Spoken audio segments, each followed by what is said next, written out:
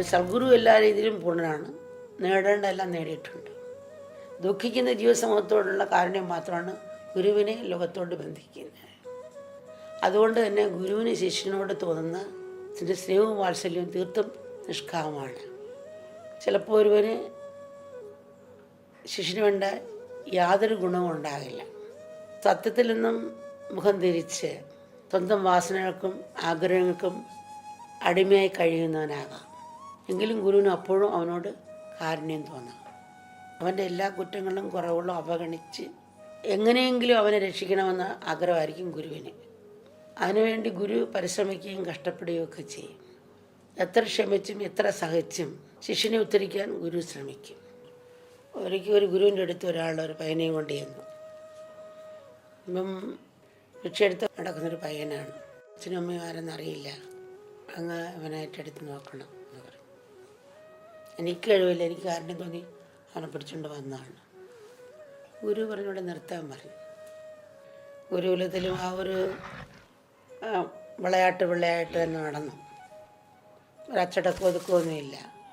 പക്ഷേ ഈ ഗുരുവിനാണ് ഈ പയ്യനോട് വളരെ സ്നേഹമാണ്. മറ്റ് ശിഷ്യർ നമ്മളെ ധ്യാനിക്കുന്നു, ജപിക്കുന്നു, നമ്മളോടൊന്നും കാട്ടാത്ത ഇവരൊന്നുമില്ല. ഇവർ കുസൃതി കാണിച്ചും മോട്ടിച്ചും ഒക്കെ നടക്കുകയാണ്. ഇവനെന്താ ഗുരു ഇത്ര അറ്റൻഷൻ കൊടുക്കുന്നത് മനസ്സിലാകുന്നില്ല. അപ്പോൾ ഈ ശിഷ്യന്മാർക്ക് ഭയങ്കര അസൂയയും ദേഷ്യമൊക്കെ വരാൻ തുടങ്ങി. അപ്പോൾ ഈ സ്നേഹം കൂടുതൽ കൊടുക്കും തോറും അപ്പം നന്നാകുന്നൊന്നുമില്ല, വീണ്ടും കുസൃതിയിലിട്ട് പോകുന്നതായിട്ടൊക്കെയാണ് കാണുന്നത്. ഗുരുവിൽ തന്നെ മോട്ടിക്കുന്നുണ്ട്. മോട്ടിച്ചിട്ട് ഓരോന്ന് സാധനങ്ങൾ മേടിച്ച് കഴിക്കുക, പലതും കാണാതെ പോകും. പക്ഷേ ഇപ്പം എന്നെ എടുക്കുന്ന മനസ്സിലാകും. പക്ഷെ ഗുരു പിന്നെ ഇവന് കൂടുതൽ വാത്സല്യങ്ങൾ കൊടുക്കുകയാണ്. അപ്പം ഇത് കണ്ട് ശിഷ്യന്മാരൊക്കെ വല്ലാണ്ട് ദേഷ്യമായി. ഇവന് ഒരു സംസ്കാരവും ഇല്ലല്ലോ, ഒരു വഴി ഭിക്ഷ എടുത്ത് നടന്ന പയ്യൻ ഇവൻ ഇത്ര വാത്സല്യം കൊടുക്കുന്നു, ഇവിടെ വന്നിട്ട് യാതൊരു മാറ്റവും ഇല്ല, എന്നിട്ട് സ്നേഹിക്കുന്നു.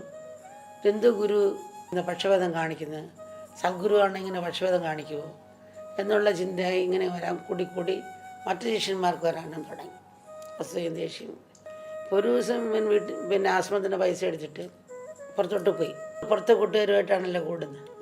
അവനെ തിരക്കിയിട്ടും കണ്ടില്ല. പിറ്റേ ദിവസമായപ്പോൾ ശിഷ്യന്മാരെല്ലാം പറഞ്ഞു, അങ്ങയുടെ പുന്നാര മോനുണ്ടല്ലോ റോഡ് കിടപ്പുണ്ട്, കുടിച്ച് ലെവലില്ലാതെ എന്ന് പറഞ്ഞു. രാത്രിയിലാണ് ഇത് പറയുന്നത്. അപ്പോൾ ഗുരു ഇറങ്ങിപ്പോയി. ഇതപ്പോൾ വഴിയിൽ കിടന്നുറങ്ങുകയാണ്. അവൻ ഉണർത്തണ്ട, ഇങ്ങനെ കുടിച്ച രീതിയൊക്കെ കൊണ്ടുപോയാൽ മറ്റു ശിഷ്യന്മാർ പ്രശ്നം ഉണ്ടാക്കുമെന്ന് വെച്ച് ഗുരുവിൻ്റെ ദേഹത്തെ രണ്ടാമുണ്ട് കമ്പിളി എടുത്ത് ഈ ശിഷ്യനെ പുതച്ചൊക്കെ കൊടുത്ത്. അവ ഉറങ്ങുകയില്ലേനും ഉണർത്തണ്ട. ഗുരു തിരിച്ചു വന്നു. അനാഥ പയ്യന് രാവിലെ ഉണർന്നപ്പോൾ ഒരു കമ്പിളി മുണ്ടുകൊണ്ട് ചൂടിരിക്കുന്നു. അപ്പോൾ ഇത് ഗുരുവിന് രണ്ടാമുണ്ടാന്ന് മനസ്സിലായി. വളരെ ദുഃഖവും തോന്നി, വിഷമിച്ച് പൊട്ടിക്കരയാൻ തുടങ്ങി. കരഞ്ഞിട്ട് ഈ കമ്പിളിയും മുണ്ടും കയ്യിലെടുത്ത് ഗുരുവിൻ്റെ പാദത്ത് വന്ന് നമസ്കരിച്ച് കരഞ്ഞ് കണ്ണുനീര് കൊണ്ട് ആ പാദം കഴുകി. ഇനി ഞാനൊരു തെറ്റും ചെയ്യില്ല, അങ്ങ് എന്നെ സ്വീകരിക്കണം വേണ്ട കരഞ്ഞ് പ്രാർത്ഥിച്ച് സമർപ്പിച്ച്.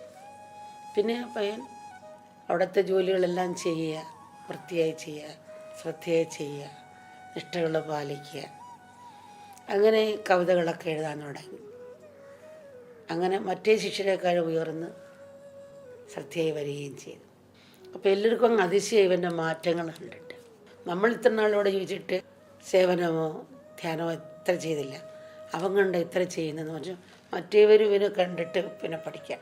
അപ്പം അവർക്കൂടി മാതൃകയായ രീതിയിൽ ഈ അനാഥപ്പയ്യൻ വളരാൻ തുടങ്ങി. അപ്പോൾ ഗുരുവിനെ അവൻ്റെ നാളത്തെ ഭാവിയെപ്പറ്റി അറിയാൻ സാധിക്കുള്ളൂ. ചിലവർ വളരെ നല്ലവർ ചീത്തയാകാം, ചിലവർ ചീത്തയുള്ളവർ നന്നാകാം. അത് ഗുരുവിനെ അറിയാൻ പറ്റുള്ളൂ. ഗുരു വെറുത്തെങ്കിൽ പിന്നെ അവൻ ലോകത്തിന് നാശം മുഴുവൻ ഉണ്ടാക്കി, കൊള്ളയും കൊലപാതകവും കള്ളത്തരവും ഒക്കെ ചെയ്തേനെ.